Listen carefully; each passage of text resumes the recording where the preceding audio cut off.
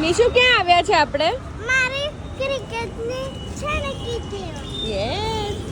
ચલો પર મળે છે. ઓકે ફાઇન, ચલો લેટ્સ ગો. જો તે પેલું બેટ લેવા. Yes, very nice. So guys, અમે આવી ગયા છે નિશુની ક્રિકેટની કીટ લેવા. એના સરે કીધું છે કે હવે એને કીટ લઈ આપવી પડશે. એ સારું એવું કરી લે છે પરફોર્મન્સ. સો અહીંયા આવી ગયા છે અને નિશુ બહુ જ એક્સાઇટેડ છે લેવા માટે.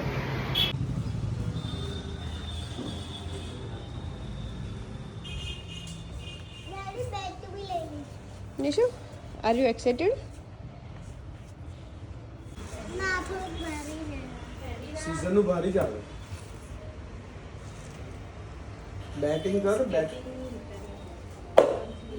એવું નહીં કર. મોટું પડે. સિટીમાં જાવ તો સિટીમાં જાવ રિપેરિંગ આટલા કોઈ આપું છું અને પકડ. એનું માઇન્ડ ડાયવર્ટ કરું છું કેમ કે એને નિશુને જ બધી વસ્તુ જોઈએ છે.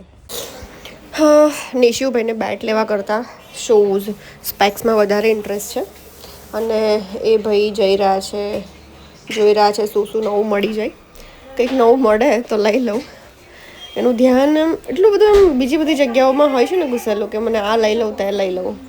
મજા આવે છે આ લોકો સાથે શોપિંગ કરવા જાય તો હેડેક લાગે બટ બહુ મજા આવે. અને મને સ્પેશિયલી નિશુ માટે આજે બહુ જ એક્સાઇટમેન્ટ છે કે એની ક્રિકેટની કીટ લેવાઈ જાય. બટ આજે એની સાઇઝનું બેટ નથી મળ્યું, સો અમે જઈશું સિટીમાં. સો નેક્સ્ટ વિડીયોમાં તમને બતાવીશ એનું બેટ મળ્યું. સો બેટનું કામ તો અધૂરું રહી ગયું, એ હવે નેક્સ્ટ ડિનર. બટ અમે લોકો નીકળી ગયા છે ડિનર માટે. એન્ડ આજે એક વિડીયો જોઈને સ્પેશિયલી દાલ બાટીનો એ ખાવા માટે આવ્યા છે. બટ અહીંયા વેઇટ કરવાવાળું છે ને અમને પોસાતું જ નથી. વેઇટ કરવાનો આવે ને ત્યાં હિમાંશુને તો નહીં જ પોસાય. બટ ઇટ્સ ઓકે, બહુ ટાઈમ પછી આવ્યા છે તો થોડો કરી લઈશું, મજા આવશે.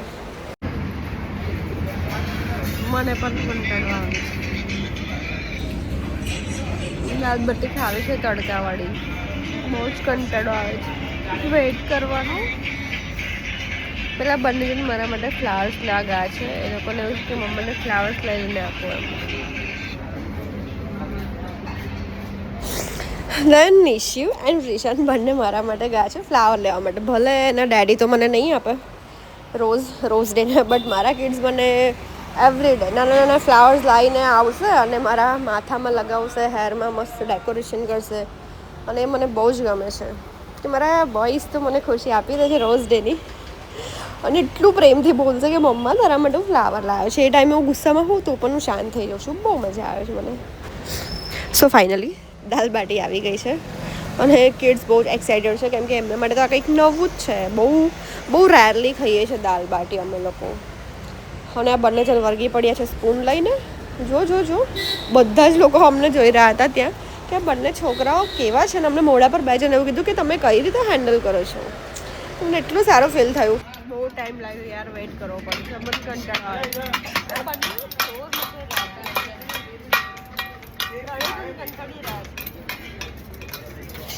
આપતા જ નથી તો